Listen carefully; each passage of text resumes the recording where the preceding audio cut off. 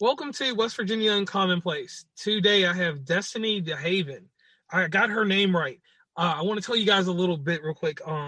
What happens in life is we meet the guests and we meet from Facebook or from somewhere, or some of them have agents and all that stuff. Destiny and I met. I put an advertisement out that I needed to fill some slots, and she jumped right on it. Came to me with her content. And she is a pattern breaker and a bullshit detector. This is something that's highly interesting, and I want to learn about this. So, Destiny, can I give you the floor and you tell us about yourself, and we'll go from there? Absolutely. Thank you so much for having me, DR. I really appreciate it.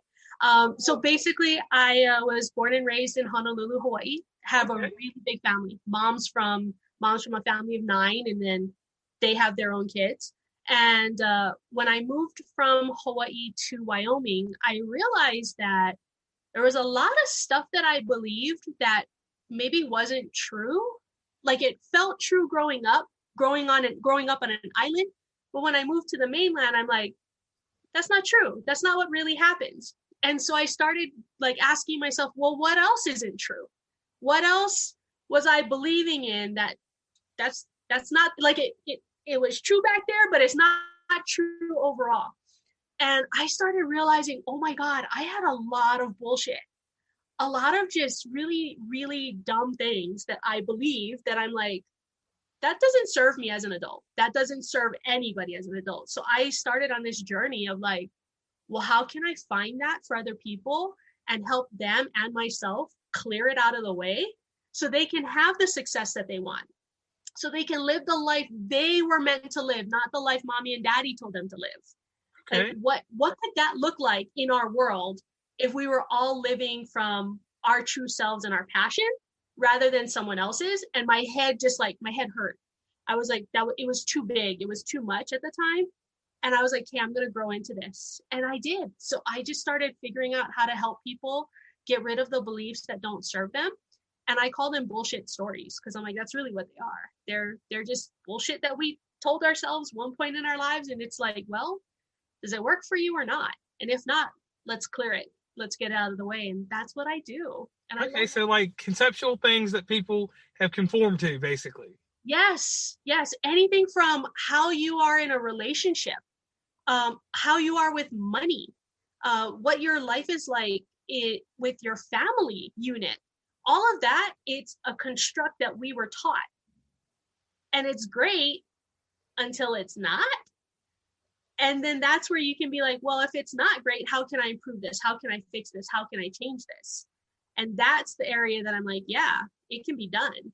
But you gotta kind of be in that point of like, this sucks and this doesn't work for me. And how can I do this different? And I'm like, there you are. Come here. Like, let's talk now. Let's do this. Because now you know something's not working. Okay, I like that kind of concept. So let me flip this because I'll tell you today I had a little instance, and today is January whatever day it is, the 6th or something like that, 2021. And I'm only saying the audience so you'll know where to go back to on Instagram and check me out over there at West Virginia Commonplace. That's a little plug for me, and I'll let you plug yourself in just a moment, Destiny. Basically, I had someone come to me and ask me this because I deal with so many different things. I deal with life coaches, everybody.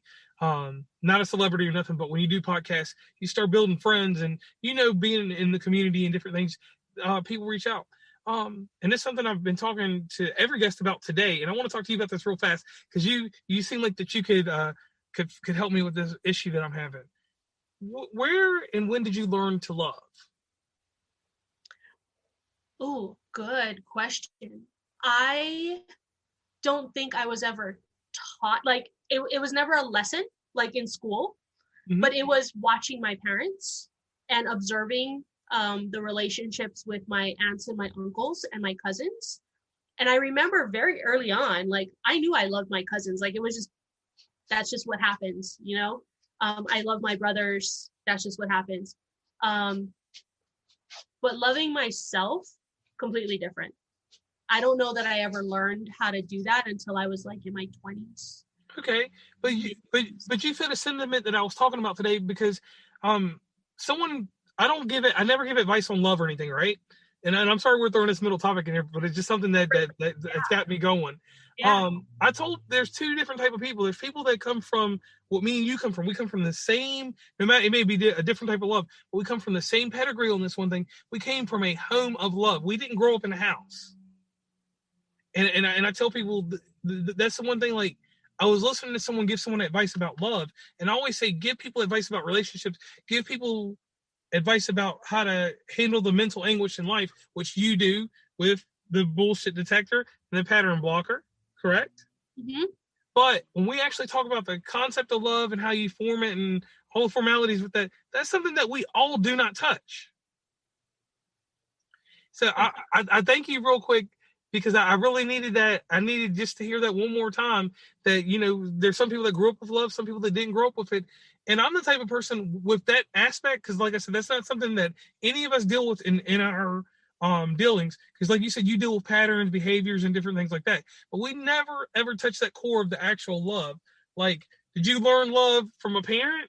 Did your parents learn love from their grandparents? So that's just one thing that I want to talk about. So let me ask you this. And I think like love looks so different for people too, right? Like what I grew up in and what I define as love may be different from your definition of love. And so I think it's got, you gotta, like, if you are gonna do it, you gotta be able to dive in and accept not what you're thinking love should look like, but what the other person is telling you love should look like them. Because we're all gonna have a different idea of it. And you're right, there are some people that didn't grow up with that at all. And as somebody who has, I've got to be okay with that. I can't force my definition on what love should look like on them. So it gets even deeper into like what we, in neurolinguistic programming, they call it a presupposition. There are certain things that we have to, before we even get into the coaching session with them, we have to already know in our mind. And that is what they say is their truth. And I can't tell them that it's not true. I can't tell them that it's a lie. They're not ready for that yet. But if I like dive in with them and I start understanding what they're saying, and I'm like, oh, you know what? That's their version of love, and that's totally cool. Now we've got something. Now we can work with that. But it's love. Like, ask 5 different people what love is to them. They're gonna give you 5 different answers. So I think that's also a thing that, like, touching on it. It's big. Yeah, but the one thing, like I was telling this person that gave the advice later, and you might agree with this and you may not, where we come from a home, not a house. That home fortified us. Yeah. When you don't come from that, it's 2 different types of advice, and I don't like to be part of neither. Yes. Yeah. Behavioral, relationship, stuff like that, we can all do. So, tying back into you, Destiny, I come to find you. Where do I find you on the internet at if I need your help?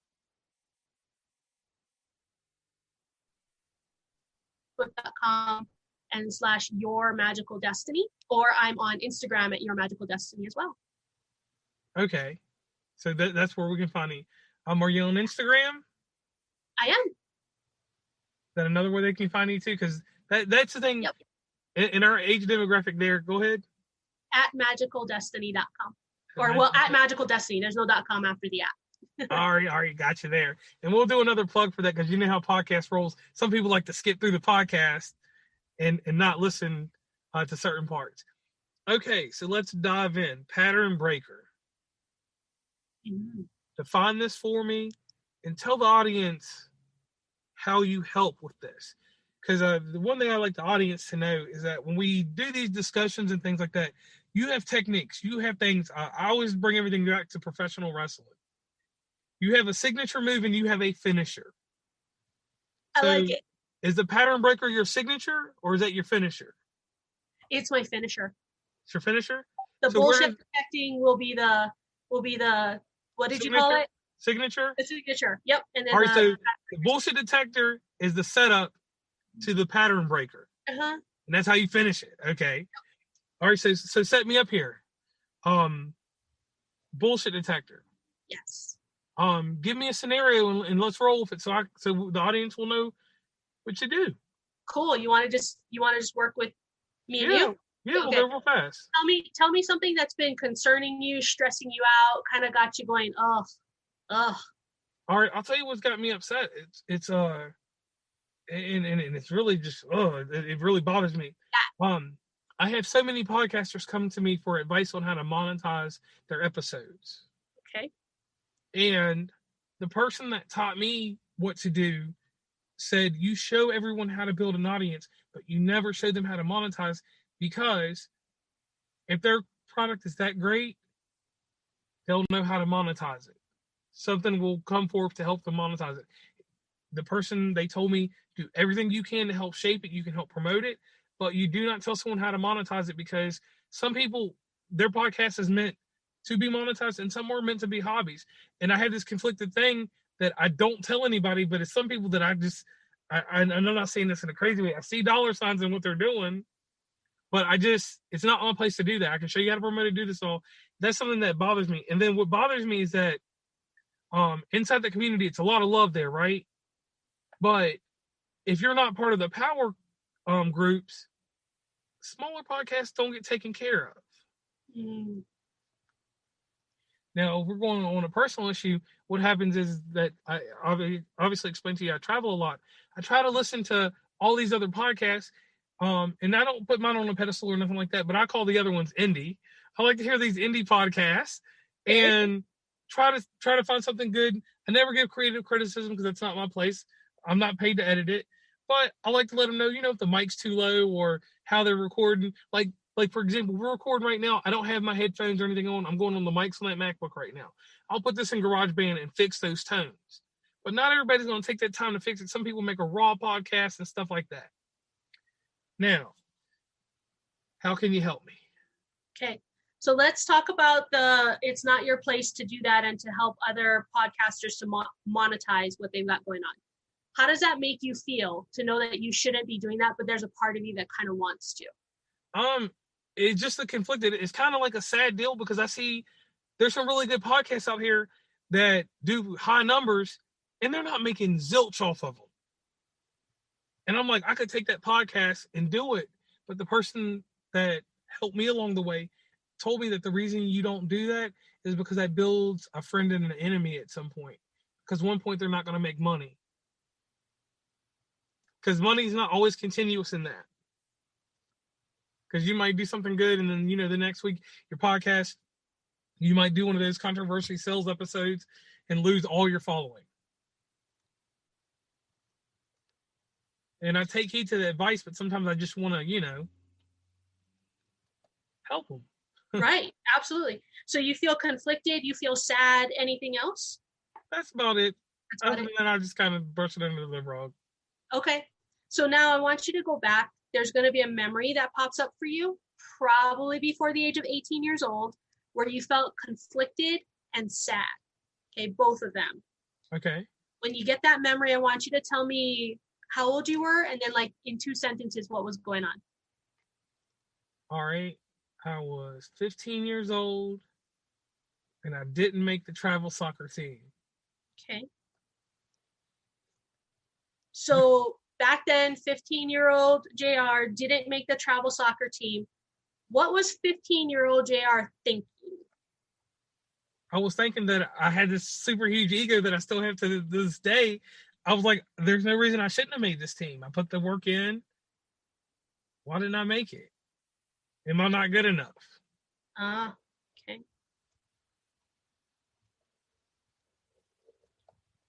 No reason you shouldn't have made it, right? Right. I did the drills. I did everything like everybody else, but I just didn't make the cut. Welcome to your bullshit. Oh! I got bullshit. Bullshit. Now, let me tell y'all something, guys. This is crazy because we're doing this live right now. And we're not live, but we're doing this over Zoom. And it's crazy for me because she's giving me the experience. So let's go along with it, audience. Okay. So basically what happens is we repeat a pattern over and over again in our life. And so something that happened between the ages of 0 and 18, it creates this emotional bond in us, like an anchor. And then we want more of it. It's almost like an addiction to that emotion. So then we create stuff outside of us to give us that feeling again and again and again. I bet you if I asked you other memories that you had where you felt conflicted and sad, you could come up with them. And there's more, right? So this is the first one that you remembered. You're 15 years old, didn't make the travel soccer team. Okay, there's no reason why I shouldn't have made it. I didn't make the cut. Am I not good enough? I had this super huge ego. All bullshit. Okay. Now let's go to helping these people to monetize their podcast. Are you good enough to help them monetize their podcast? Is there a reason why you shouldn't help them monetize your podcast? What if you don't make the cut in helping them monetize their podcast? Will your super huge ego prevent you from helping them to monetize their podcast? Boom, it's all coming up again.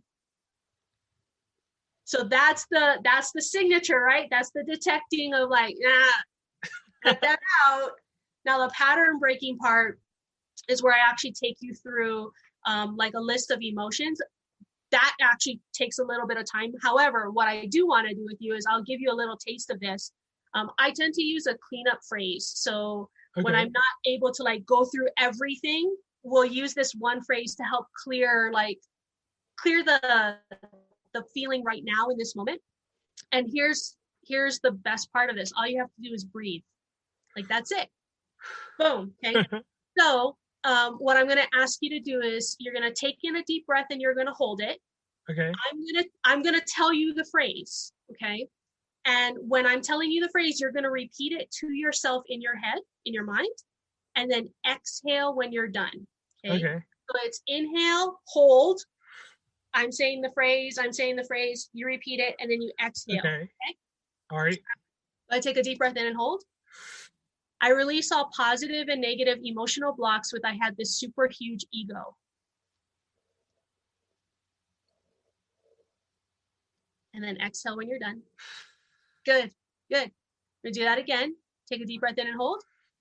I release all positive and negative emotional blocks with am I not good enough? And then exhale when you're done. Good. Deep breath in and hold.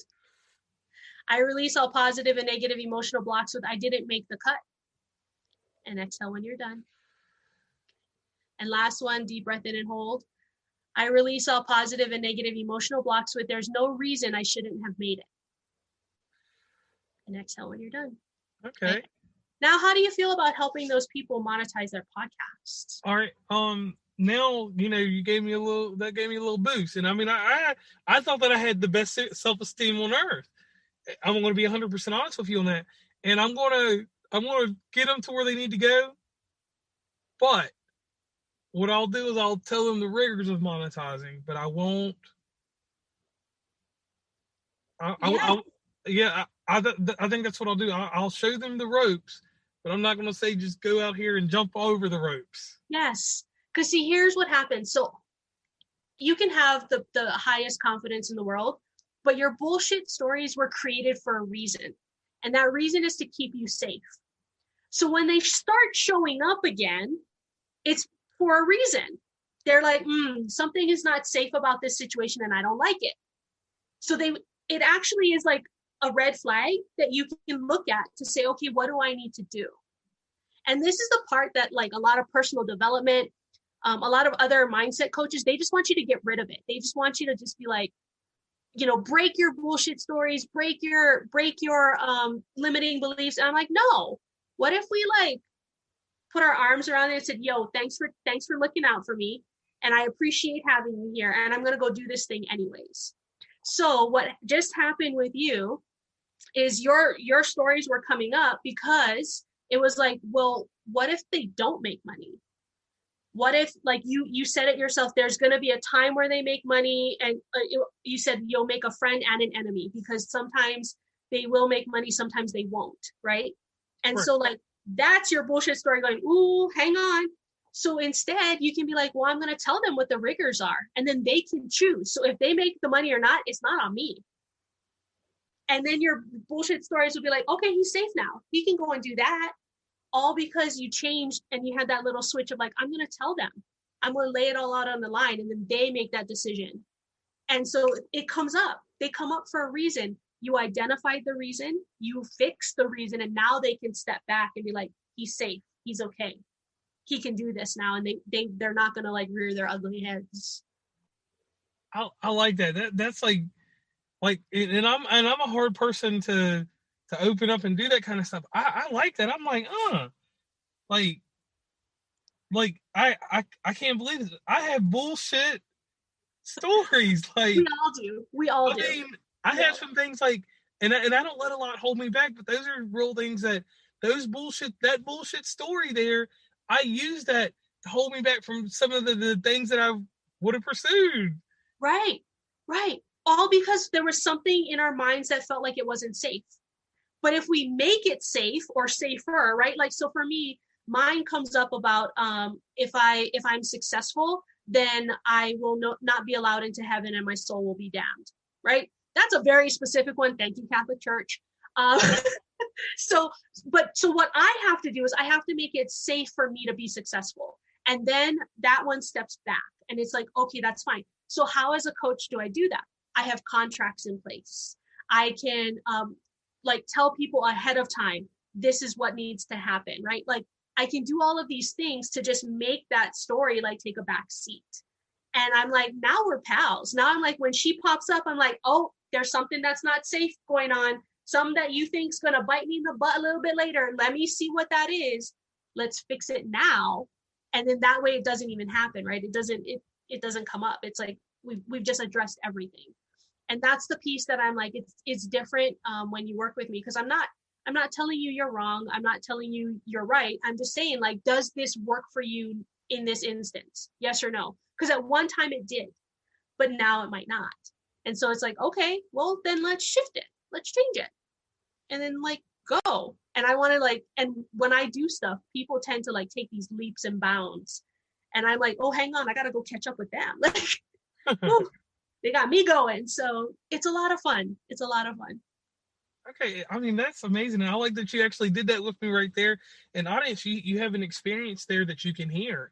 And it's rare that I do 1-2 personal podcasts within the season or whatever. But that right there, I mean, you see me. We're on a Zoom call, so she can see me. Like I'm really sitting here. I'm going to change my life today. I'm not gonna use the bullshit. Yes, absolutely. It, like I said, at one point it worked for you. It doesn't anymore. That's okay. That's okay. And now you know what it is, and you know the stories. So now when they come up again, be like, all right, I got to look at something, right? I gotta pay attention. Something's going on, and you address it. You're like, I'm just gonna tell them what the rigors are. Let them choose in. You've done your part. Whether they make money or not is now no longer on you. It's on them. Right. So, boom, done. Okay, so all right, so we did that. Now let's go into someone wants to get your services. How they go, they seek you out, they find you. How do you set this up? Do you do it through Zoom calls? Obviously, you're in a certain part of the United States, and I always tell people we don't disclose everything because we have Stans and Tammys and Pams and all these other people out here that will track you down. That's why I only keep a few people on my Snapchat, people I know, because you never know, That's fair. Right. So you're in a part of the United States. I'm in a part of the United States. Obviously, I'm West Virginia, but anyway, so obviously when COVID dies down, it'll probably be more in session stuff. So can people reach you on Zoom or all of the other mediums? Yes. Yep. So basically you can get me on Facebook or Instagram. DM me. I'm happy to like chat there. With me, I always do the first 30-minute session free. That's just like, and just like you, right? Where your mentor told you, don't do this. I'm like, but I want to. Like, this is that. How else am I going to get to know the person? How else are they going to get to know if they like me or what I use? My wrestling moves, right? Right. Like, how do I know that? So I do a free 30-minute session as the first one. And then if they like it, they're like, I want more. I'm like, great. Then we have that conversation at that point. So, yeah. Okay. I like that. And I like how you took the signature and the finisher. Oh yeah. I grew up watching wrestling. Like 80s and 90s. So I grew up with like the Hulk Hogan, Ultimate Warrior, Undertaker. Like same time from I'm 35. I'm I'm like older than you. that. You're only 28. No, I'm not, but thank you. I'm older than you actually. Okay. But like that, when you said that, I'm like, yeah, I know those terms. I got that. Yeah, and that kind of works out good there. Yeah. But That can be part of your thing, like when you look for guests, like, do you understand professional wrestling? yeah, like that'll be something that I'll do. Like that's so amazing that you have this going on. Now, do you do like groups with this, or is it all individual type stuff, or? Yeah, no, great question. So I was 2020, I was only doing individual. 2021, I'm gonna be starting up more groups. So I'm gonna have the opportunity to either work with me one-on-one or in a group setting in regards to money and the money bullshit stories that we tell ourselves. So that'll be rolling out. And then a couple other people were like, well, what about this and what about that? So that'll be later in the year to work on a couple other things there. But the money one is for sure coming up within Q1. So that'll Okay. be fun. Okay, now, inside this podcast, I do a little something here. It's time for you to give back to the audience and me. Had a rapper on the show, and I always do this same little thing. Doing pretty good on Spotify from out of New York. He can solve a Rubik's Cube in 40 seconds. With me, I have a thing where I don't like beats. If you serve beats, I'll unfriend you in real life. If you send me one on Messenger, I will be your friend on Facebook, but I will block you on Messenger. And then something else that a lot of people don't know, even though I do all this Mountain Dew type stuff, like because I'm in the mountains and different things, I cannot swim. That's my secret. I have no fear of the water because I know whoever's with me is going to save me. I won't die there. I'll die off a rock cliff before I die in the water. So that's my deep secret. For some reason, I'm like a cat in the water, just. So it's your time, Destiny, to tell us a secret or talent that you have that no one knows. No one knows. Yeah, to give you a little time to think, I'm going to do one more thing. There's a lady that was on my podcast in November, and her episode isn't out yet, so I keep doing her story. So hopefully I get hers out beforehand. The sound of a can, that click, drives her insane. I can't believe I got the sound effect. She will stop what she's doing. If she's in a car, here's it in a commercial, like a Coke commercial, she'll stop, pull off to the side of the road. She's got to get right. She's in the store. You know, people open drinks in the store all the time. Click, or a beer or something like that at an event or any kind of drink. She's done. Okay, I got it because I was like, are you sure? Because I got one more thing I can go with real quick. Hold on, let me do the one. The only person that knows this is my husband. Okay. That's it. All right, so I grew up teasing my aunt, and like she was afraid of like balloon popping, so I would purposefully pop balloons around her. And what I didn't realize is there's a sound that the Pillsbury biscuit can that when it goes pop. No. So when my husband, like when we're gonna make that for dinner, I have to like leave the room, and he has to pop the can, and then I'll come back and I'll do the biscuits or the croissants or the whatever. You have a sound cork.